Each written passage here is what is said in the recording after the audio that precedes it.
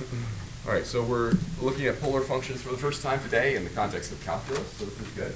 We get to hopefully reach back in our minds to the things you know about polar coordinates. And the first thing that I think anyone would naturally ask in the calculus context is, how do you find the slope in a polar context?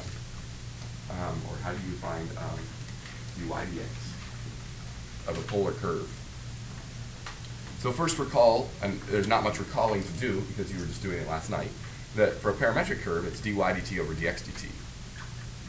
Well, this is not something we emphasized quite a bit necessarily in pre-calc. Maybe we should have, maybe. But you can graph, did you notice? You can graph right now if you want. You don't need polar mode on your calculator. You can graph any polar function you like in parametric mode on your calculator, using the facts that Lena gave us earlier, right? If you wanted to graph, say, this polar curve on your calculator, what would x and y be? If you wanted to graph that polar function on your calculator, you can try this right now if you want to see this picture. Well, what is x and y? Lena already told us that x is equal to r cosine theta. Well, what's r? How about you try graphing this? If you wanted to graph this on your calculator, 2.15 theta cosine theta. And r is still 2.15 theta sine theta. And you can graph this polar function on your calculator in parametric coordinates. You see it? Now, in parametric coordinates, we're not going to say theta, right? We're going to call that t, but whatever. Right? We can treat it theta as a parameter. Does that make sense? So we just learned how to do a coordinate transformation from polar coordinates to parametric coordinates. So in some sense, everything can be done in parametric coordinates. It's wonderful, right? You can do rectangular stuff easily in parametric coordinates. You can do polar. So parametric lives, in fact, somewhat above the other two. There are plenty of things that don't go the other direction, though, right? Plenty of things you can do in parametric coordinates you can't do in rectangular coordinates very easily. All right, well, with that in mind, do you understand how this went? I really need you to understand that, because now, as we look at this derivative for dy dx, it should make sense that by dy over dx, we also mean dy over dt, or dx over dt, right? Like we've been doing. Okay, well, can we just play fast and loose here? Let's just call, instead of t, instead of calling the parameter t, let's call it theta. And then also just keep in mind that by dy d theta, we mean the derivative with respect to theta of y. Well, what is y? Isn't y r sine theta? And so when you're in polar coordinates, you can just do what we've done here and take the derivatives. This derivative over this derivative. Now when you take these derivatives with respect to theta here and here, and then do the division, you'll get dy dx in polar coordinates. Now keep in mind that both of those require what is happening on both the numerator and the denominator. If you're taking the derivative of something like this, you're always going to have the product rule. Always going to have the product rule present in what you're doing, right? So you see that I wouldn't. This might look complicated, and you're like, "Whoa, really? Is this something I need to commit to memory? R prime sine theta plus r cosine theta. I actually have to look at it to see it.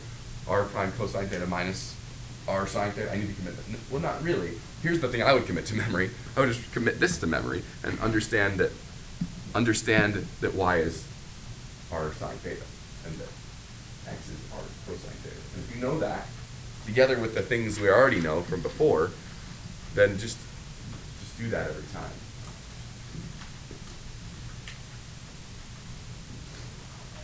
Did anyone, by the way, try this on their calculator, graphing this polar curve in parametric mode and have success? You say yes, you did? Good. Yeah, so that may be new to you, that you can just never use polar mode on your calculator if you want. You just use parametric mode. So let's tell you that this is the Lima-san. There it is. There's the picture. We could maybe actually, if we have time, we can walk through again how one might generate that picture and why it really does make sense. Not just because you looked it up in a book, but that it should look that way. We could actually reason for that picture, I think, together. But we'll focus right now on the calculus.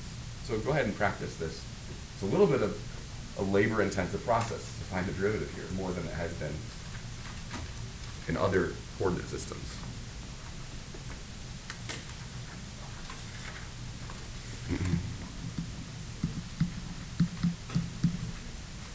So you're taking, you want to do d theta of what? Let's just make sure, and we'll set people up at least for success here.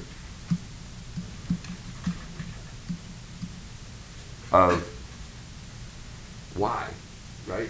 Well, what's y?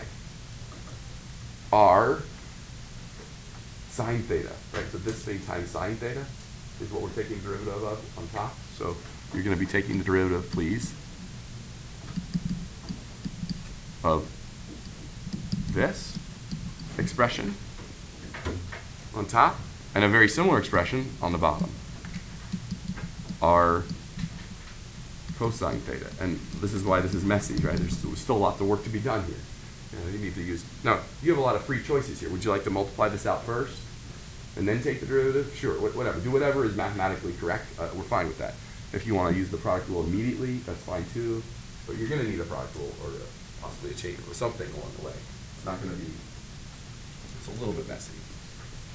And then to compute these slopes is messy too, right?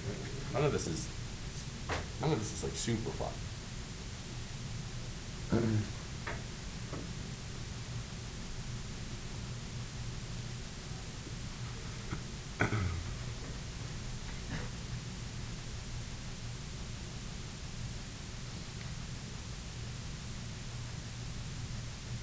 We'll take a volunteer when you're ready. You can maybe just read off your expression for the numerator.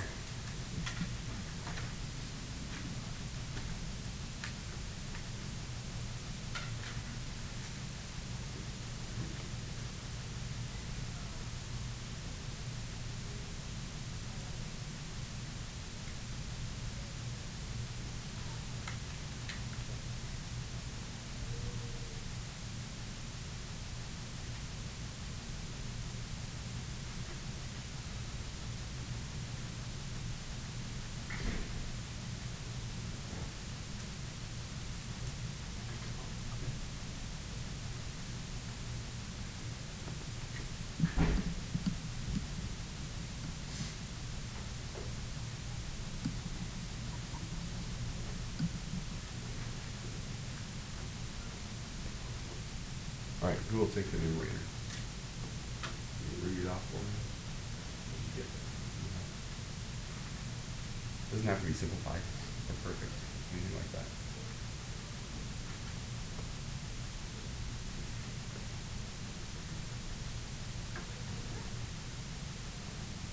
Give me another minute. Give you another second. When you're done, turn to your neighbor and tell them what you got. So this is the kind of thing that you could have gotten wrong. So like, check with someone nearby. Make sure you get your head screwed on right on this. You're not making a clerical mistake along the way.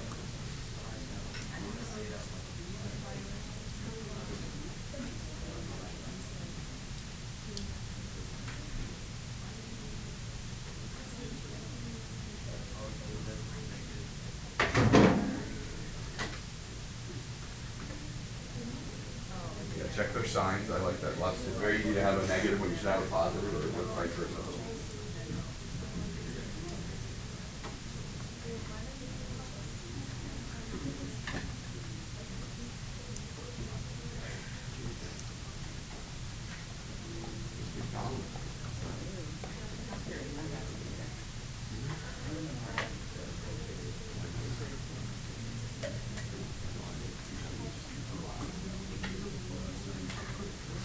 Thank you.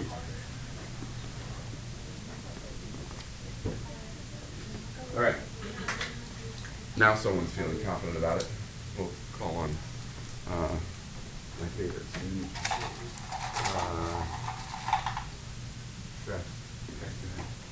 You want to give me the whole thing? How about? Go ahead.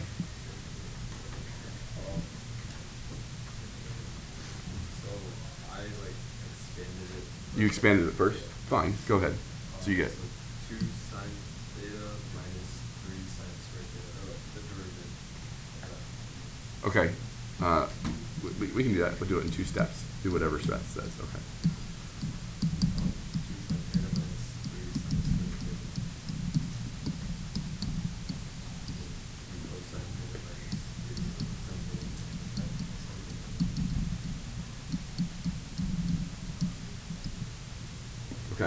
Now I don't have the real estate I need maybe, but we'll go down here. It's okay. Everyone can handle it. We're ready. And it's 2 cosine theta minus 6 cosine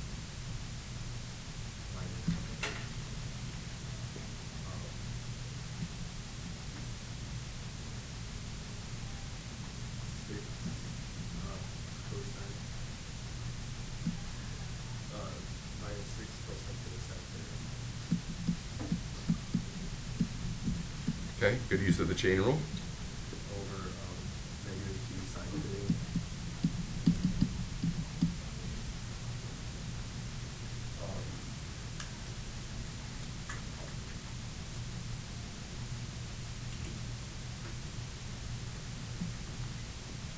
Because in agreement so far. Yours may look a little different depending on how you did the algebra, but just verify that the numerator is the same as what he got.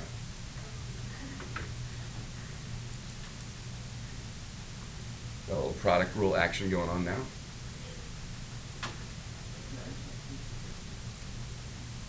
Those who are ready and have it already, we'll wait for the last little tiny bit to come in this rest. You can start plugging these in. It's not super fun to plug. Well, actually, it isn't bad. I've given you ones that are pretty easy, right?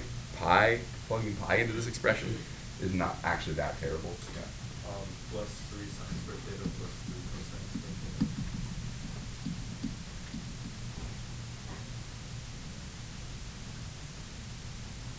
I'm going to write what you said, but then I want to think about that.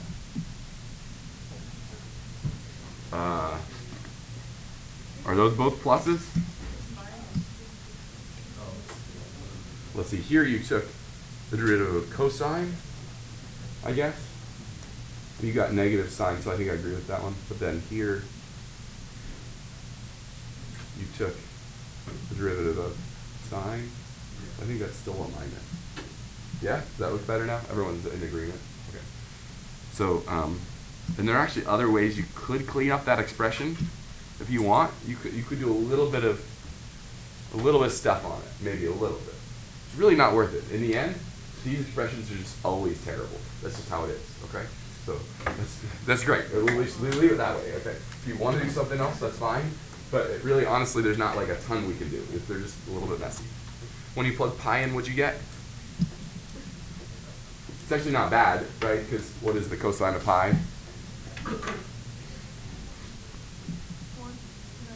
-1. Now everything that has a sign here is 0, so that's 0, that's 0, that's 0. So we get -2 over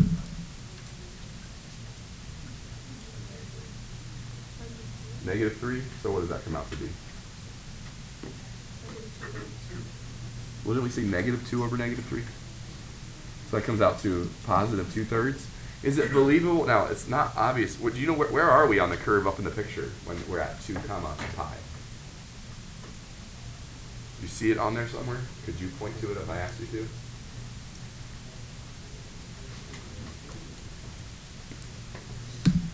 Right there, yeah? In the pi direction means that way, right? Pi direction. And we're 2 units out. It's a little hard to tell with the scale here, but I promise it's 2 units. Must be scaled in 2s or something. You can verify that from the equation. If you plug pi in, you'll get 2. Is it believable that the slope there, dy dx, that is the slope? It's weird to talk about dy dx when we're in polar coordinates with all r's and thetas, but is it believable that dy dx here is 2/3? I think it is. I think it is. Okay, keep going. What about this one? We'll also kind of check with the picture on each of these. What do you get here? When you plug 0 in, again, all of the signs go away. 0, 0, 0. And the cosines are all 1. So we get what here? What's the answer for this one? Yeah, I think we just get -2/3. Now, from the symmetry of the picture, where are we at 2 to 0? And why does that make sense? Does that look good for the slope? In fact, maybe from the picture and from what you know about polar coordinates and all that, you might argue that once you have this, you can just tell me what this is, right? It's just going to be the same slope, but the opposite, I think, over here, yeah? I think I have these pictures coming up here, too, actually. Good. What about pi over 2? Plug that in. Which ones go away here? We're giving you nice ones, right? Come on. It'd be mean if I asked you to plug in pi over 6, maybe. We will make you do that at some point, I'm sure, but these are not bad. All the cosines go away. So that's nice, actually. What do we get? 0, and why do we expect that from the picture? Where are we? Yeah, we're right here, aren't we?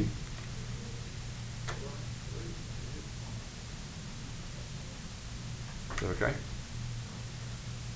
This is going back to Jack's comment, too, earlier. Can polar coordinates be r theta, where r is negative? Yeah. In fact, this does spit out negative values, doesn't it? You can see that happens. And this is where it happens. That's, in fact, what's creating the inner loop. All the r values on this inner loop are negative. All the values on this outer loop are where r is positive. So if you're in the pi over 2 direction, you might be thinking, why are we down here? Well, it's because we're getting negative r values. So hopefully you remember some of that. You understand why in the pi over 2 direction we're actually here. Okay, good. And then what about this last one? Just shout it out. What'd you get there? What'd you get there? Also 0, right? Again, expected, that's where we are.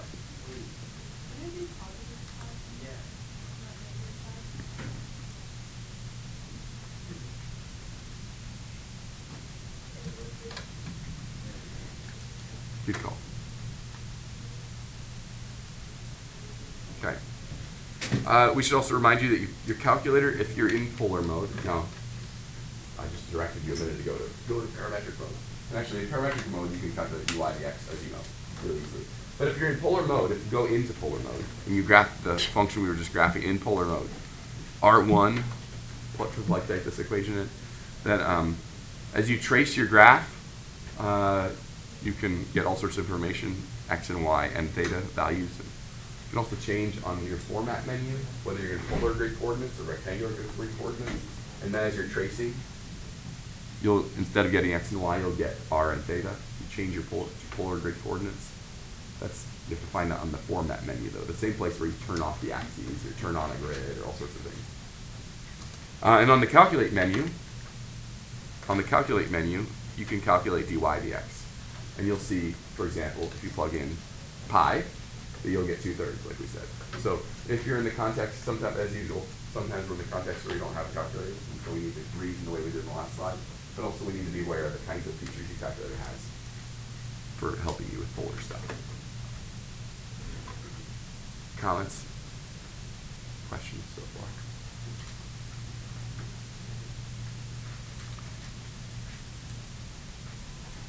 So we're doing kind of 2 days on polar here. We're covering derivatives, just kind of reacquainting ourselves with polar coordinates a little bit today, and also arc length is the last thing we'll look at here. And then tomorrow we're going to deal with area inside a polar curve, and that'll be, I'll round this out for this year. So let's, I just threw this formula up here, but I would, since we have a few minutes, maybe we'll go to the board and prove this, too, that this works. Because it's not, this one is the kind of thing that, and the proof is a little bit, not super fun. Actually, it's satisfying when you get it, but it's not like immediate. It's not like you can say it out loud in one breath. Like, it's not like, come on, really? You didn't see this coming? Well, no, I don't, this is not immediately obvious to me either, that this would be the formula. So we'll probably step over to the side and prove it. So I'll start the proof on the board just a little bit, get us into the door on it, while you just use FNet maybe to help you evaluate the length of this polar curve. If you can do it without FNet, that'd be cool too, but that wouldn't be the expectation. Again, notice that you don't have to, for this particular question, you don't have to remember what a carbon joy is. I'm just telling you there's the equation. If you want the picture, there it is, but you don't need to know that to do this. I do have one other comment I'll make about that, but go ahead and try and calculate that. We'll solve, see if we all get the same value. Okay.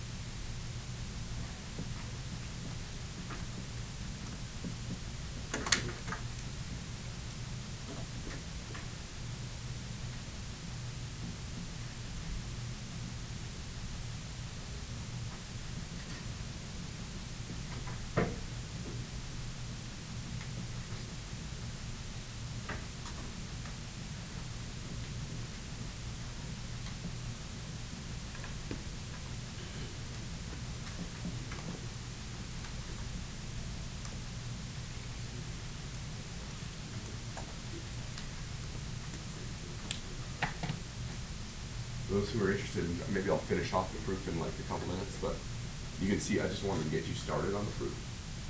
What is the formula here? That's coming from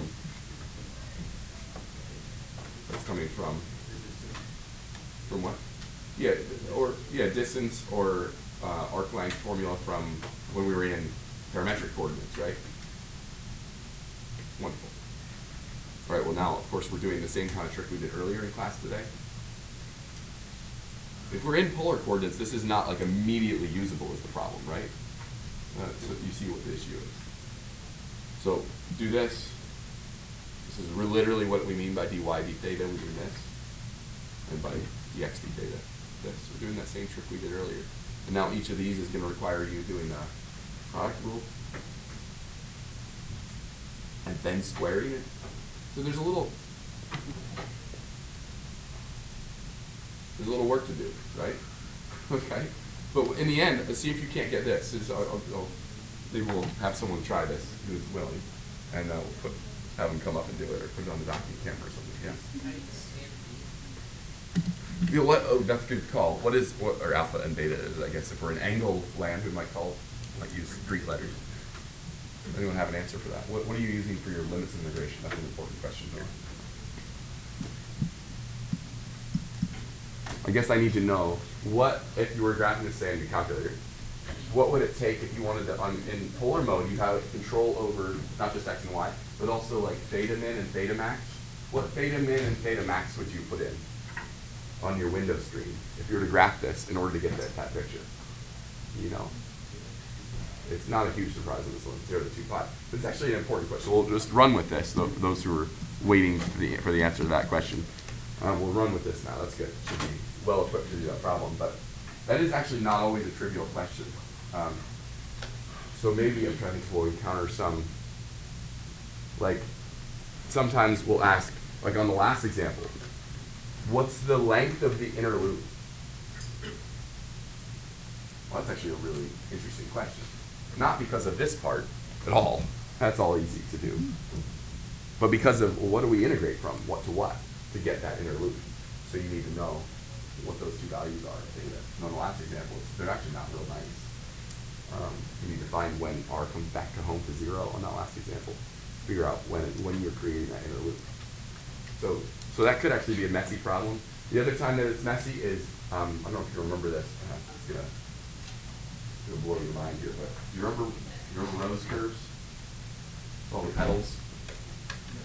This is gonna be a stretch, but do you remember that when you have an odd number in there, let's say you're graphing sine of 3 theta, that you get 3 petals.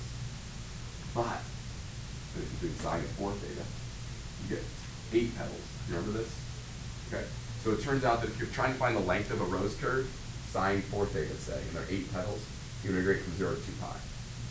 Because if you're graphing your calculator, you need theta equals 0 to 2 pi to see that picture. But if you're graphing sine of 3 theta, that rose curve only has 3 petals. And the way you get its areas, its length is you need to integrate from 0 to just pi. That's all it takes to show that picture. So I don't know if you remember some of that, but the point is, all this comes from Jack's initial questions. How do we find the limits of integration? The answer is, it's pretty easy here, but it's not always. It's in fact, it's sometimes a little bit of a difficult thing to ask. Find the length of just one petal. Oh, now I have to think about what theta values I need to create that petal. That's an interesting question. We'll have the same question tomorrow as to find area inside these things. Find the area inside one petal. So you're going to need to know the limits of integration there too. So it'll come back to us again. But this one's not too bad. So did anyone just FNN this? 1 minus cosine theta squared plus, what are we putting in here? This is just dr d theta, guys. Just dr d theta. This is not dy. You don't have to compute that big nasty thing. This is just the derivative of this with respect to theta. So that's sine theta squared. All right, so, and actually you might be able to do this one by, as soon as you get the answer, you might realize, maybe I could have done this by hand. What do you get as the answer? Huh? 8 exactly? Anyone else confirm that? So that gives me a great sense of suspicion that maybe there is a way to do that by hand. So I challenge you to do that if you are willing to give it a try. You're welcome to. But that isn't normally the expectation. Usually FNN is we're just looking for that setup. Make sure you understand limits of integration are correct, all that kind of stuff. Anyone working on this? You get r squared plus dr d theta squared yet? Okay, well, we'll formally end there, but I'll continue to play around with the board and I'll walk and come off and finish it. I'll invite you to do that. All right, homework 3 from the books tonight, please.